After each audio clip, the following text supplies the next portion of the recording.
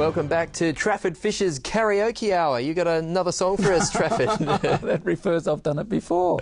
No, we're not going to sing today. I want to talk about old people today. Oh, you didn't have a Beatles song when I'm 64? Yeah. We were chatting together, weren't we, about the old when I'm 64. Will you still need me? Will you still greet me when I'm 64? Yeah. Hey, I'm nearly there. That's pretty scary. Yeah, so when we talk about looking after our elders and our old people, this is starting to get a bit close to home, isn't it, Trafford? It's getting way too close to home. Yeah. Look, I guess I think we need to be sensitive to our own ageism. Sure. You know, we've got to check our own feelings about how we feel about the aged, and I guess I'm moving there, so I'm a bit more sensitive to it. Yeah. You're right.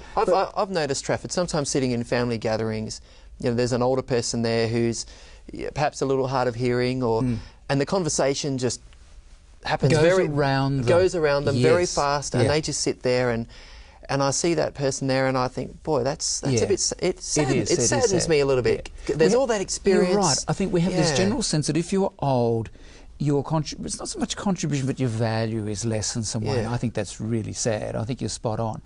And I guess if I want to share something today, my concern about, you know, how older people feel and how can we make them feel without realising it. We can send a message to them, you don't count, you're not important. And that's a classic example. We don't talk to them directly, we talk around them, or we shout because we assume they're deaf.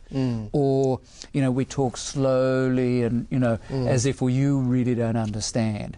And I think one of the things, I remember my own dad faced a situation where in his senior years he had to reapply for his job, and he'd been working there as an electrician for years with this company, many years.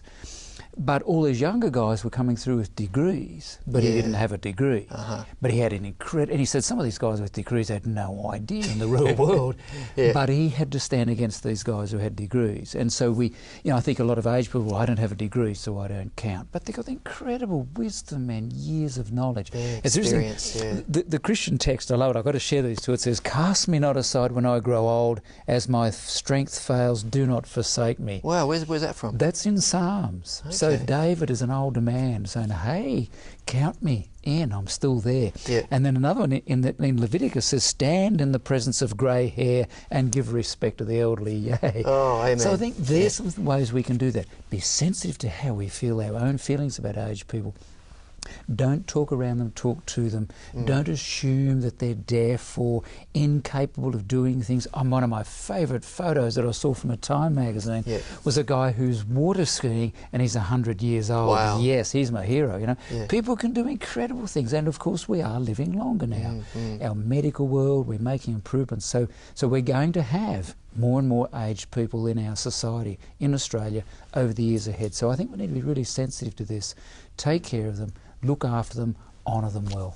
Wow, that's great. Look after me and honour me well. Honour me well. and if you are an older person, don't be afraid to pull rank now again. You know, I was doing that when you were still in nappies, you know. It's a good line. Yeah, do it. Stand up for what's good. Thanks so much, Trafford. Really appreciate you being here for us. No worries. We'll see you straight after the break.